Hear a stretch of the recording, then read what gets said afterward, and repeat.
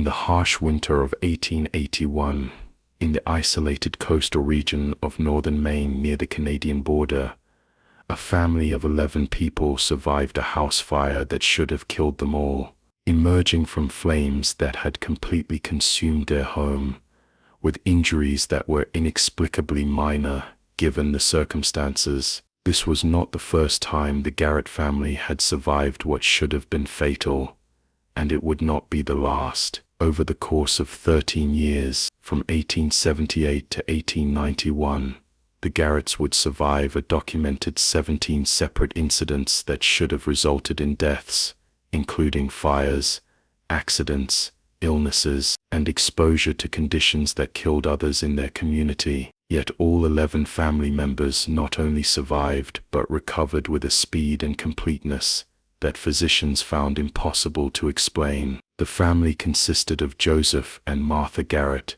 both in their 40s, and their 9 children, ranging in age from 4 to 19. They lived on a remote farm in Aroostook County, about 20 miles from the nearest town of Presque Isle, in a region known for brutal winters, isolation, and the hard-scrabble existence of farming families trying to make a living from rocky soil and short growing seasons. The Garretts were not wealthy or particularly notable before the pattern of their impossible survivals became apparent. They were simply one of many families struggling to survive in one of the harshest environments in the eastern United States. What made the Garretts extraordinary was not just that they survived dangerous situations, but the pattern and frequency of their survivals, and the specific medical observations documented by physicians who examined them after various incidents. The family appeared to possess some form of enhanced resilience or resistance to harm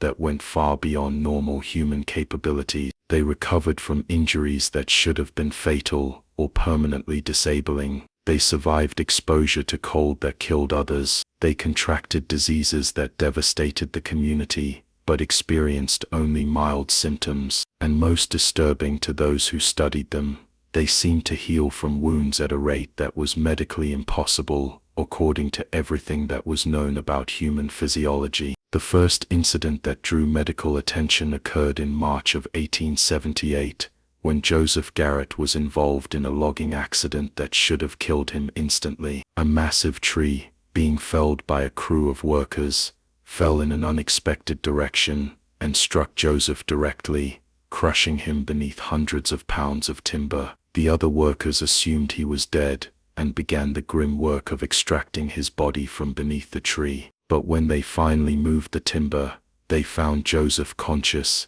in obvious pain but very much alive. He had sustained broken ribs, a fractured leg, and severe bruising, but no internal injuries that would explain how he had survived the crushing weight that should have destroyed his internal organs. Dr. Samuel Pierce, who treated Joseph at his farm, was astonished by what he found. The injuries were serious, but not nearly as severe as they should have been, given the accident described by witnesses. More remarkably, Joseph began healing at an extraordinary rate. Broken bones that should have required months to mend showed significant healing within weeks. Bruising that should have lasted for months faded within days. Within 2 months of an accident that should have killed him, Joseph was back to full physical activity, showing no lasting effects from injuries that would have left most men permanently disabled if they survived at all. Dr. Pierce documented this unusual recovery, but initially attributed it to Joseph having an unusually strong constitution, perhaps combined with some luck in exactly how the tree had struck him. It wasn't until subsequent incidents involving other family members that a pattern began to emerge, suggesting something more than simple good fortune. Before we continue with the impossible story of the Garrett family and their 13 years of surviving what should have killed them, subscribe to Shadows of America and hit that notification bell. We release hour-long investigations every day at 9 a.m. and 6 p.m. EST. Let us know in the comments what state you're watching from, and share this video with someone who needs to hear these forgotten stories. Northern Maine in the 1870s and 1880s was one of the most challenging environments for human habitation in the United States. Winters were brutally cold, with temperatures regularly dropping below 0 Fahrenheit and heavy snowfalls that could isolate families for weeks or months at a time. The growing season was short, making agriculture difficult and requiring families to be largely self-sufficient, preserving food through the long winters when fresh supplies were impossible to obtain. Medical care was scarce, with the nearest physician often being many miles away over roads that became impassable during winter months. The population of the region was sparse, consisting primarily of farming families like the Garretts, along with some logging operations that brought workers into the forests during winter months to cut timber that would be floated down rivers when spring thaw arrived. Communities were tight-knit by necessity, with neighbors helping each other during emergencies and sharing resources during the difficult winter months. Death was a common occurrence, with harsh conditions, accidents, and disease claiming lives regularly, particularly among children and the elderly, who were most vulnerable to the environmental challenges. Joseph Garrett had settled in Aroostook County in 1860, shortly before the Civil War, claiming land under the Homestead Act and establishing a small farm that he worked with his wife Martha, whom he had married in 1861. The couple had 9 children between 1862 and 1877, a large family even by the standards of the time, but not unusual for farming families who needed labor to work the land and who faced high childhood mortality rates that meant having many children to ensure some would survive to adulthood. The Garrett farm consisted of about 160 acres, much of it forested, with perhaps 30 acres cleared for crops and pasture. The family raised potatoes, hay, and some grain, along with keeping dairy cattle, chickens, and pigs. Joseph supplemented the farm income by working in logging camps during winter months, leaving Martha to manage the farm with the help of the older children. It was hard, dangerous work, but it was the life that most families in the region led, and the Garretts were not considered unusual or particularly noteworthy until the pattern of their survivals began to attract attention. The second major incident occurred in November of 1879, when the 3 oldest Garrett children, William aged 17, Mary aged 15, and Thomas aged 13, became lost in a blizzard while returning home from the town of Presque Isle, where they had gone to purchase supplies. The storm came up suddenly, as often happened in northern Maine, reducing visibility to near zero and dropping temperatures to well below zero with brutal wind chill. The children had been expected home by evening, but when darkness fell with no sign of them, Joseph organized a search party with neighbors. The search had to be abandoned when conditions became too dangerous for the searchers themselves, who risked becoming lost and freezing to death. The community assumed the children had perished, as seemed inevitable given the conditions and the fact that they had been caught without adequate shelter or supplies. Funeral preparations began even before the bodies were recovered, as the families prepared for what seemed certain tragedy. But 3 days after the children had disappeared, after the storm finally cleared, a search party found all 3 alive, sheltering in a small depression they had dug in the snow. They were suffering from severe frostbite and hypothermia, but were conscious and able to walk with assistance. Dr. Pierce, who examined them, expected to have to amputate fingers or toes, or possibly entire hands or feet, as the frostbite appeared severe enough to have caused tissue death that would lead to gangrene if the damaged extremities weren't removed. But over the following days and weeks, as Dr. Pierce monitored the children's recovery, he observed something he had never seen before in his medical career. The frostbitten tissue, which should have turned black and died, gradually recovered. Fingers and toes that appeared to be beyond saving regained circulation and began to heal. Within a month, all 3 children had recovered completely, with no amputations required and no permanent damage visible.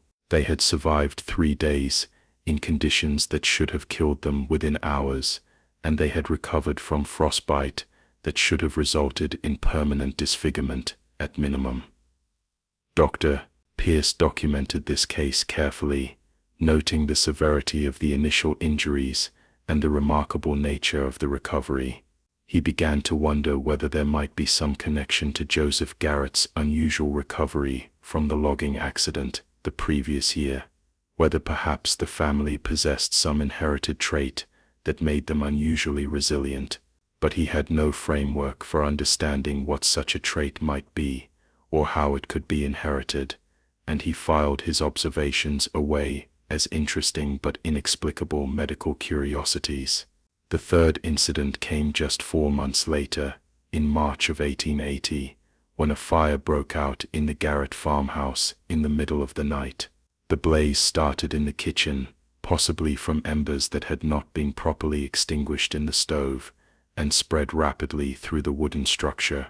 The family awoke to find themselves trapped on the second floor, with flames blocking the stairs and smoke filling the rooms. Joseph managed to break through a window and helped Martha and all 9 children climb out onto the roof, then jump approximately 15 feet to the snow-covered ground below. When neighbors arrived to help fight the fire, they found the entire family standing in the snow, watching their house burn. Several family members had sustained injuries from the jump, including what appeared to be broken bones and severe bruising. All had been exposed to intense smoke and heat. Their night clothes were singed, and in some cases still smoking. Yet all 11 family members were conscious, alert, and able to move without assistance. The house was completely destroyed, but the family had somehow escaped with their lives, despite being trapped on an upper floor, with flames blocking the only stairway exit. Dr. Pierce was called to examine the family the following day, and found injuries that, while painful, were far less severe than he would have expected from people who had jumped from a second-story window and had been exposed to a serious house fire. He documented broken bones in 2 of the children and severe bruising in several family members, but no burns that were more than superficial, no serious smoke inhalation damage, and no signs of the kind of trauma he would have expected from falls that could easily have resulted in broken spines or skulls. And once again, the recovery was remarkably rapid, with broken bones healing in half the time that would normally be expected. It was at this point that Dr. Pierce began to seriously consider that he was observing something genuinely anomalous. 3 separate incidents over the course of 2 years, each involving different family members, all resulting in survivals and recoveries that defied normal medical expectations. He began keeping a dedicated journal specifically for documenting the Garrett family cases, recording his observations, and attempting to identify any common factors that might explain their unusual resilience. Over the following months, Pierce conducted thorough physical examinations of all 11 family members, looking for any unusual physical characteristics that might provide clues. He found nothing obviously abnormal. The Garretts appeared to be healthy, but otherwise ordinary people. Their vital signs were normal, their physical structures showed no unusual features, and they reported no unusual sensations or abilities. Yet the pattern of impossible survivals continued to accumulate, incident after incident, each one individually remarkable, and collectively suggesting that this family possessed something that set them apart from normal human vulnerability to harm. In August of 1880, a diphtheria outbreak struck the region, killing 23 people in Aroostook County over the course of 6 weeks. The disease was particularly deadly to children, and several families in the area lost multiple children to the infection. All 9 Garrett children contracted diphtheria, developing the characteristic fever, throat swelling, and respiratory distress that made the disease so deadly in an era before antibiotics or effective treatments.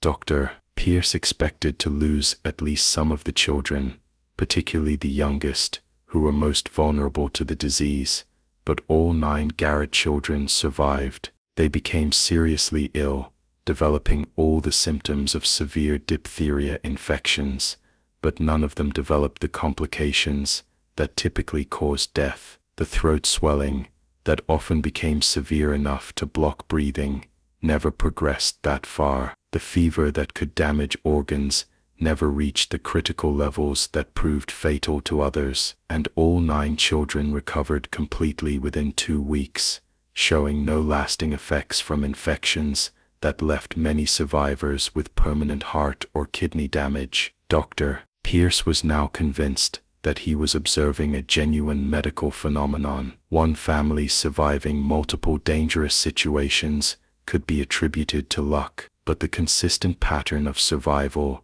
and rapid recovery across so many different types of threats suggested something more fundamental about the family's biology or physiology that made them resistant to harm in ways that normal humans were not. Pierce reached out to colleagues at medical schools in Boston and New York, describing the Garrett cases and asking whether anyone had encountered similar phenomena. Most responses were skeptical, suggesting that Pierce was probably overinterpreting normal variations in human resilience, or that the incidents he was describing were less severe than he believed. But a few colleagues expressed interest, and 2 physicians, Dr. Robert Walsh from Harvard Medical School and Dr. Henry Morrison from Columbia Medical College in New York, made the journey to northern Maine to examine the Garrett family themselves. The visiting physicians spent a week with the family in October of 1880,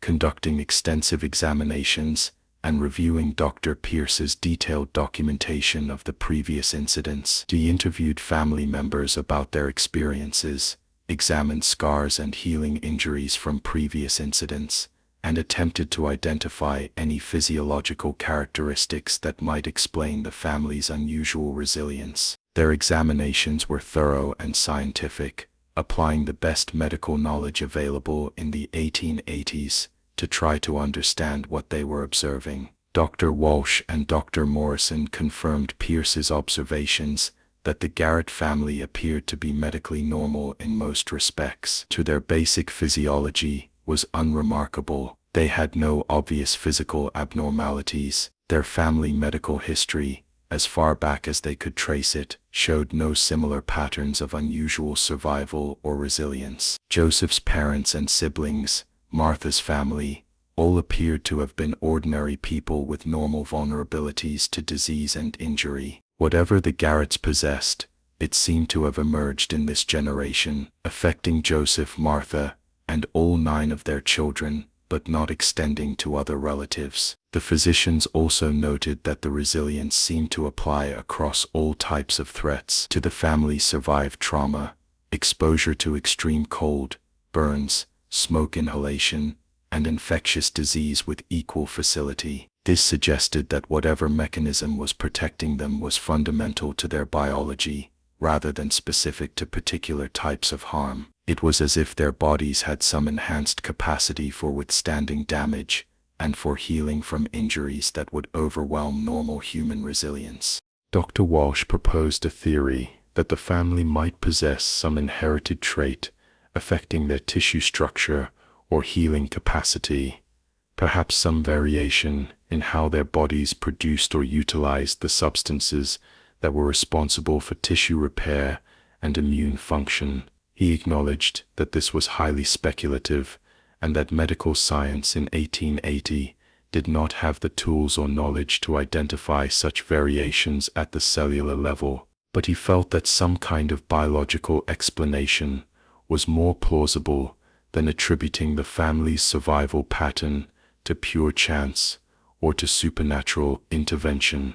Dr. Morrison was less certain about the explanation, but agreed that the phenomenon was genuine and worthy of continued study. He recommended that Dr. Pierce continue documenting all incidents involving the family and maintain detailed medical records that might eventually contribute to understanding the mechanisms involved.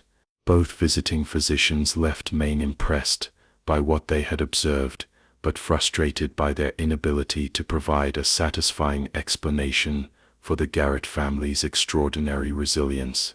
The pattern continued over the following years, with the frequency of serious incidents actually seeming to increase. In January of 1881, the house fire that we mentioned at the beginning of this investigation occurred, the second major fire the family survived in less than a year.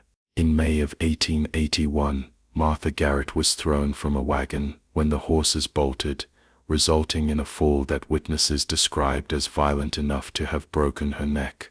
She sustained a concussion and severe bruising but recovered completely within a week.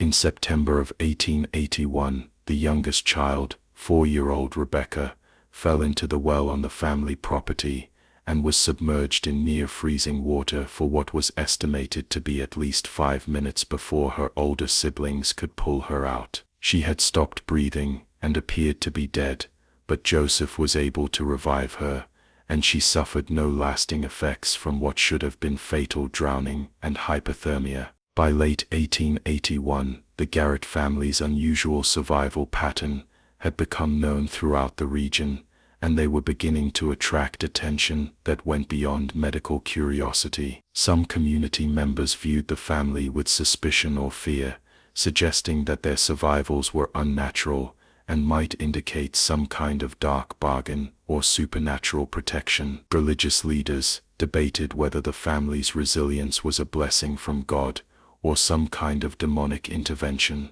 Neighbors began to avoid the Garretts, uncertain how to relate to people who seemed to exist outside the normal rules of mortality and vulnerability that governed everyone else. The family themselves struggled with the attention and suspicion. They had never sought to be different or unusual. They were simply trying to live their lives, and they found the constant scrutiny and speculation exhausting. Joseph reported to Dr. Pierce that he sometimes wished his family were more normal, that their survivals brought them more problems than benefits, creating social isolation and making them objects of fear, rather than simply allowing them to be accepted as members of their community. The children particularly struggled with being different. At school they were treated as curiosities or freaks by other children who had heard stories about their family's impossible survivals. They were simultaneously envied for their apparent invulnerability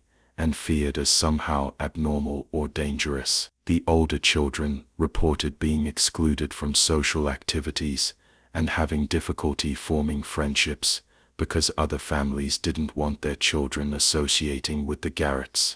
Yet the incidents continued to accumulate.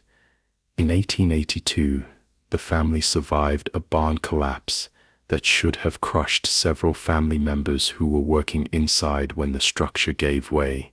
In 1883, they survived a measles epidemic that killed 6 children in neighboring families. In 1884, Joseph was struck by lightning while working in a field during a thunderstorm, an event that should have killed him instantly, but instead left him unconscious for several hours before he recovered with no lasting damage. In 1885, the family survived a second outbreak of diphtheria, again with all members recovering completely despite serious infections. Dr. Pierce continued his documentation throughout this period, his journals growing to fill multiple volumes with detailed descriptions of injuries, illnesses, treatments, and outcomes. He also began tracking statistics about the family's survival rate compared to the general population of the region. His analysis showed that the Garrett family had been exposed to threats that should have resulted in an expected mortality of at least 4 to 5 family members over the 7-year period from 1878 to 1885. Yet all 11 family members remained alive and had experienced no permanent disabilities, despite numerous serious injuries and illnesses. By 1886, the medical community's interest in the Garrett family had grown significantly.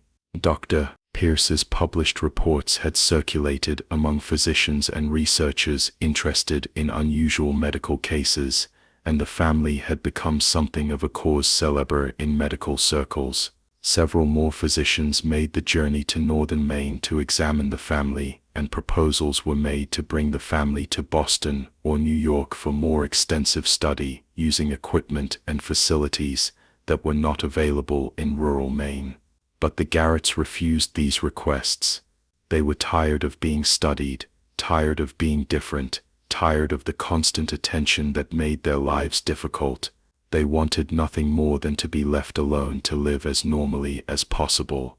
Joseph became increasingly protective of his family's privacy, refusing to allow additional medical examinations and asking Dr. Pierce to stop publishing reports about their cases.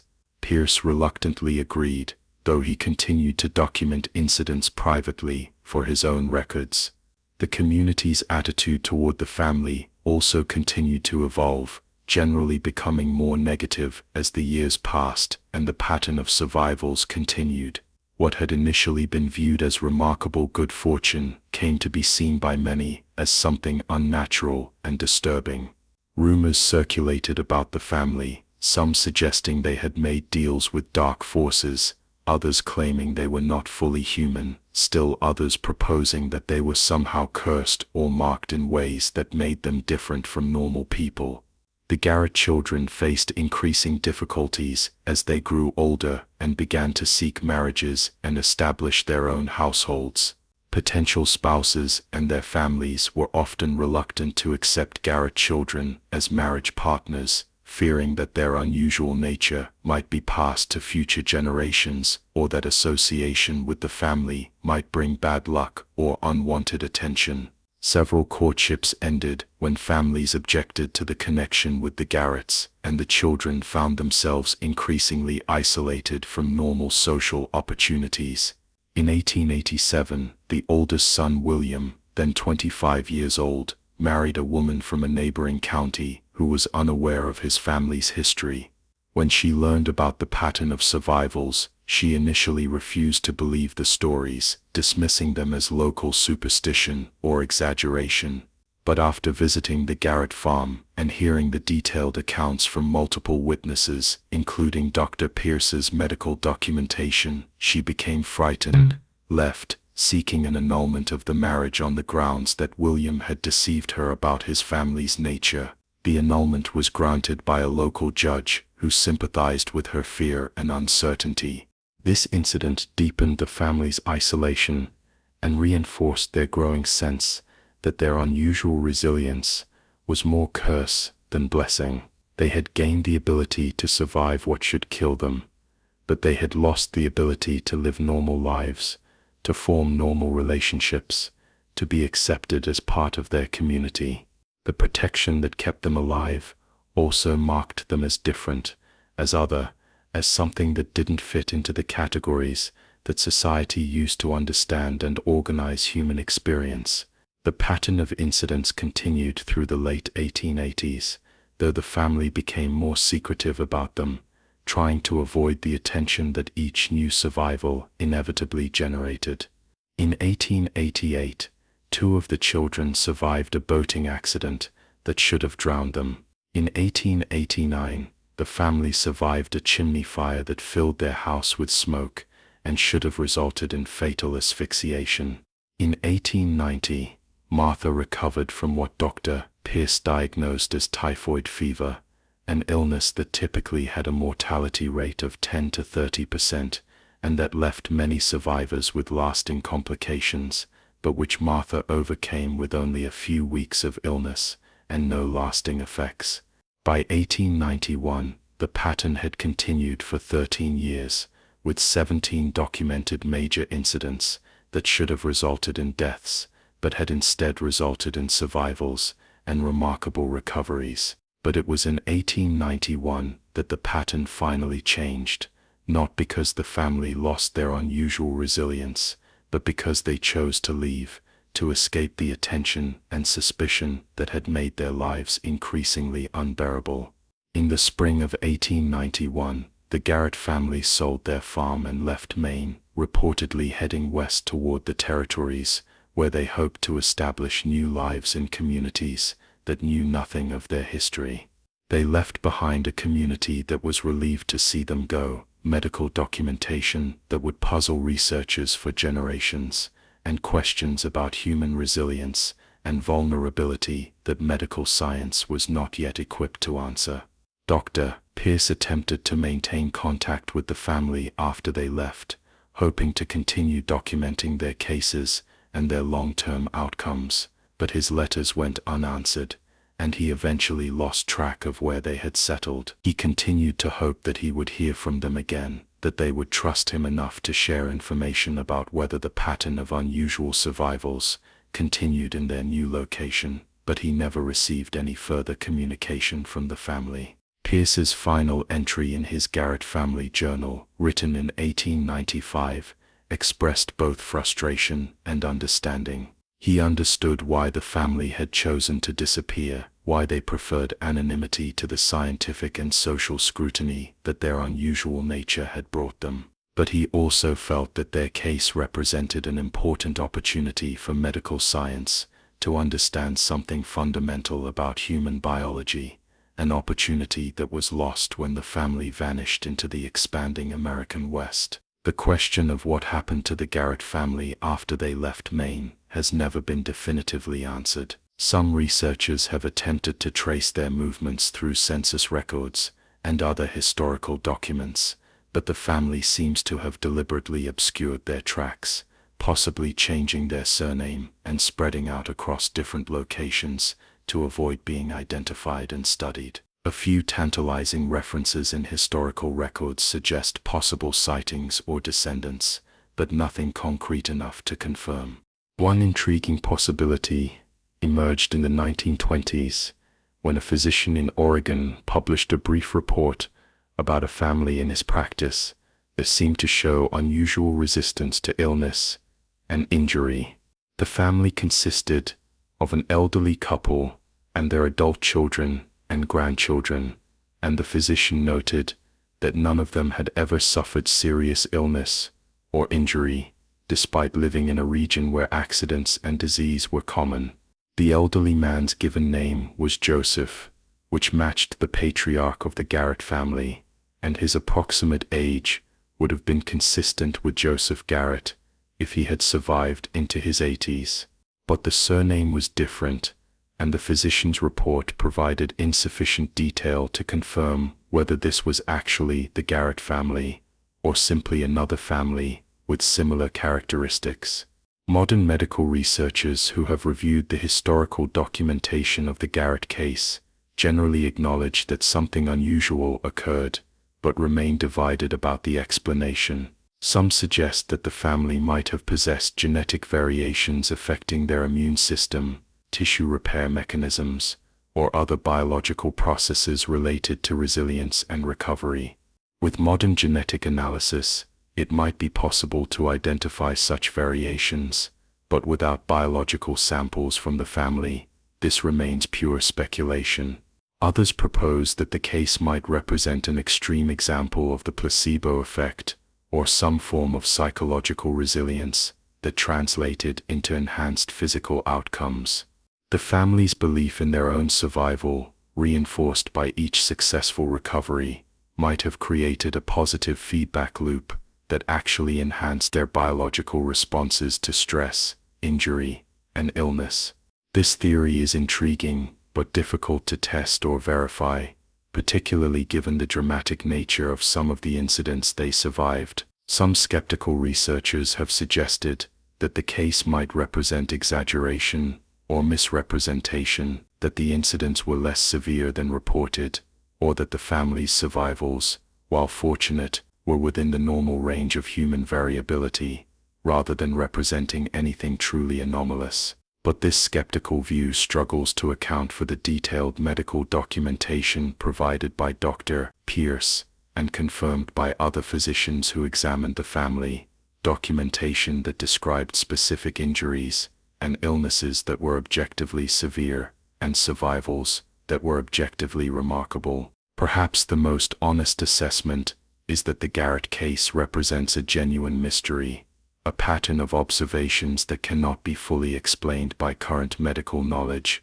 or dismissed as simple misperception or exaggeration. Whether the family possessed some biological advantage that enhanced their resilience, whether they benefited from some combination of genetic and psychological factors, or whether their case represents something else entirely, remains unknown. What is clear from the historical record is that the Garrett family's experience of being different, of possessing an unusual characteristic that set them apart from others, was profoundly difficult for them, despite the fact that their difference involved enhanced survival rather than disability or illness. They paid a high social cost for their biological advantage, experiencing isolation, suspicion, and fear from their community, and ultimately choosing to abandon their established lives and disappear, rather than continue to endure the scrutiny and otherness that their unusual nature imposed on them.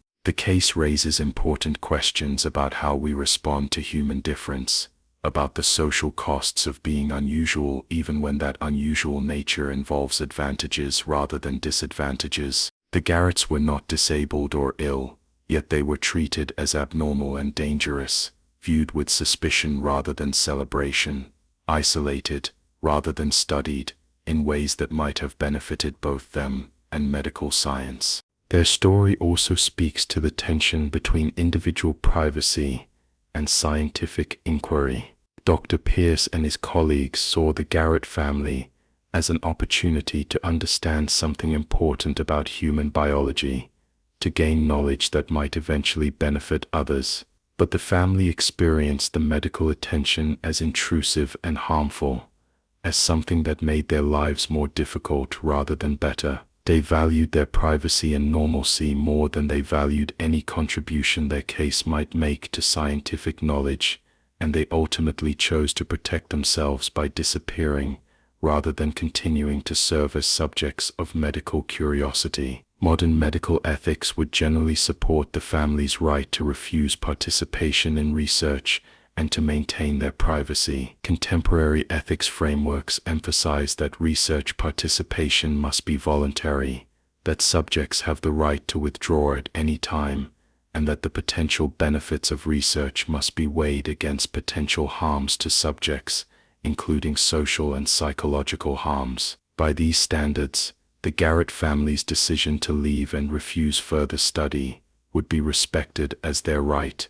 even if it meant losing an opportunity to understand a remarkable medical phenomenon. The case also raises questions about the social construction of normalcy and abnormalcy. The Garretts possessed what most people would consider an enviable trait, enhanced resilience and survival capability, yet they were treated as abnormal, as other, as something to be feared or avoided, rather than simply as people who happen to be unusually hardy. This suggests how much our categories of normal and abnormal are based on statistical frequency, rather than on whether characteristics are beneficial or harmful, and how powerful social pressure is to conform to average patterns, even when deviation from those patterns involves advantages. The psychological burden that the Garretts experienced, living with knowledge that they were different in ways that set them apart from normal human vulnerability, also provides insights into how identity and embodiment interact. They knew they could survive things that killed others,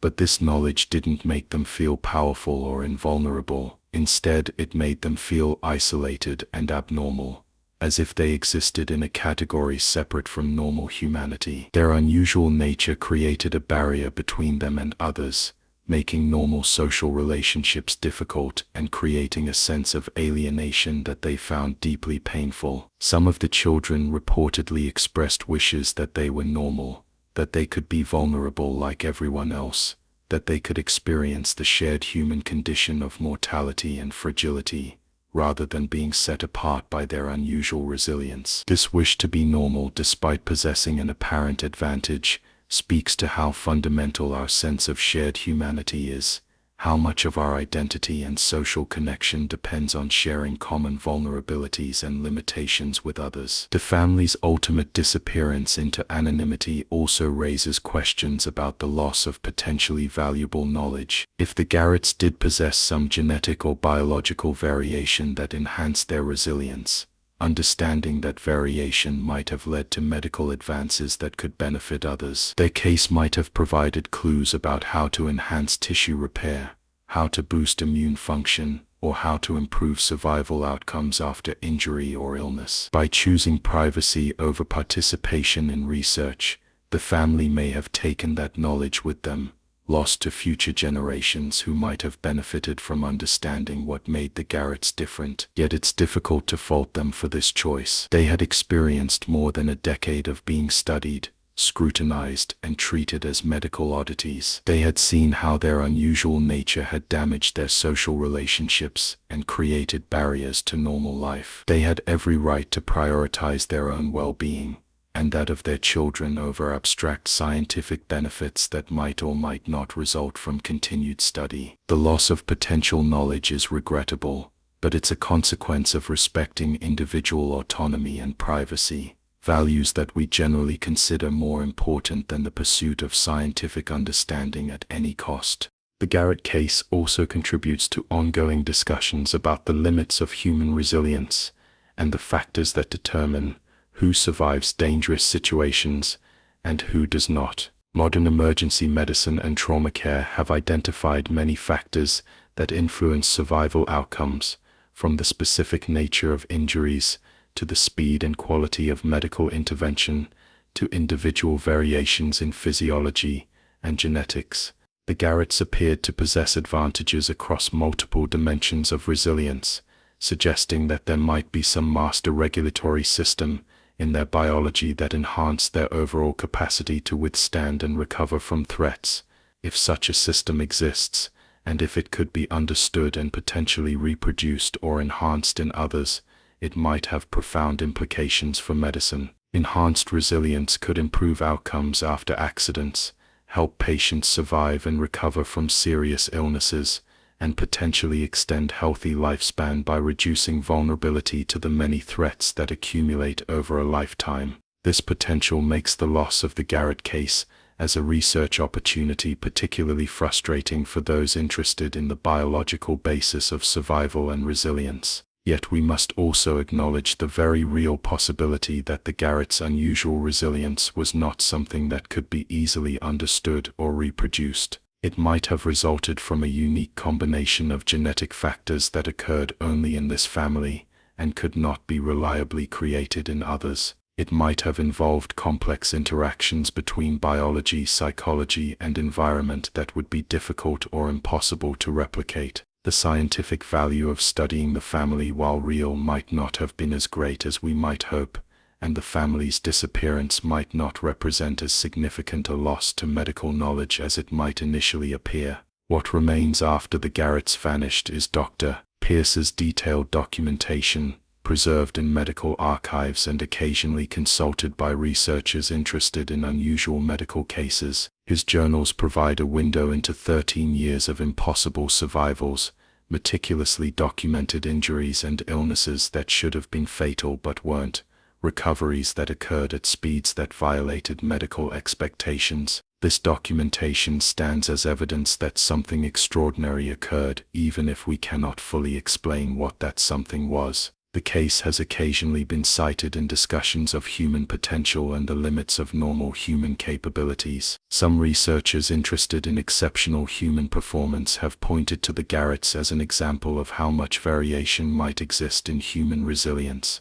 how individuals or families might possess capabilities that far exceed average performance across various dimensions. Others have cited the case in discussions of unexplained medical phenomena, of observations that challenge current understanding and suggest that human biology might be capable of things we don't yet fully understand. But perhaps the most enduring legacy of the Garrett case is the reminder it provides that being unusual even in positive ways can be a burden as much as a blessing. The family survived what should have killed them, but they paid a price for that survival in social isolation, fear from their community, and ultimately the loss of their home and established life. Their story complicates simplistic narratives about human enhancement and exceptionality, reminding us that deviation from normal patterns, regardless of whether that deviation involves advantages or disadvantages, creates social and psychological challenges that can be profound and lasting.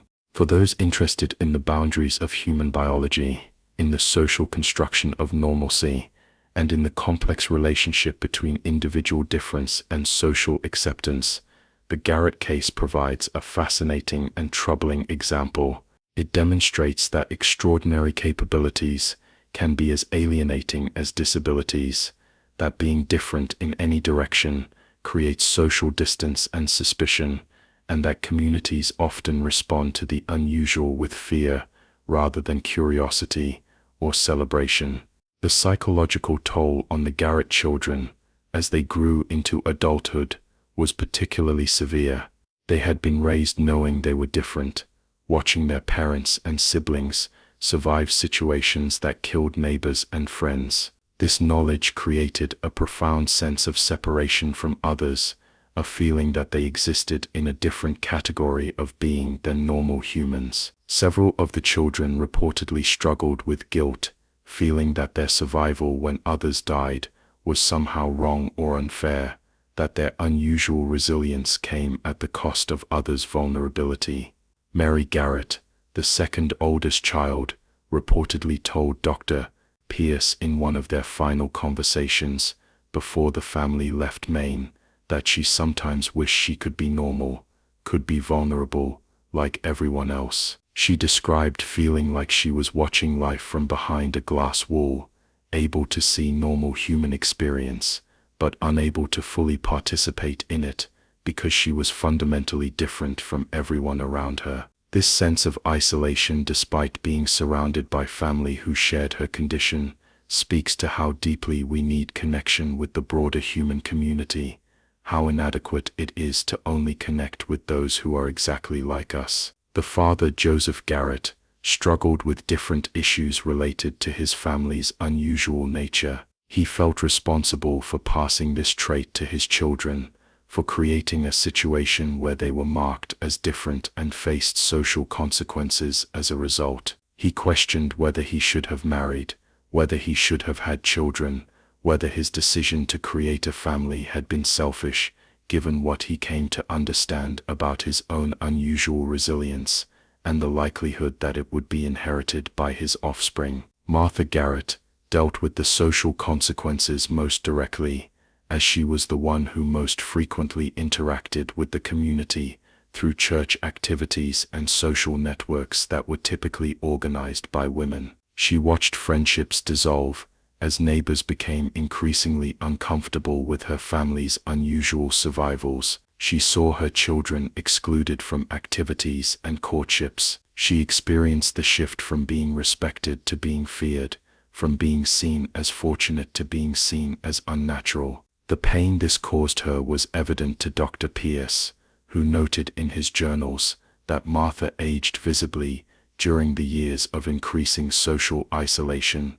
though she remained as physically resilient as ever to actual threats to her health. The community's response to the Garrett family also evolved in ways that reflected broader social and cultural patterns. Initially, their survivals were interpreted through a religious framework, with some viewing them as blessed by God, and others questioning whether such dramatic protection might indicate some kind of spiritual danger. But as the incidents accumulated, and the pattern became undeniable, the religious interpretations gave way to more superstitious and fearful responses. The family came to be seen not as blessed, but as cursed, not as protected, but as marked, not as lucky, but as unnatural. This shift reflected anxieties about the boundaries of the natural world and humanity's place within it. The Garretts' survivals suggested that the normal rules didn't apply to them, that they existed outside the natural order that governed everyone else. In an era when people were deeply invested in understanding their world through stable categories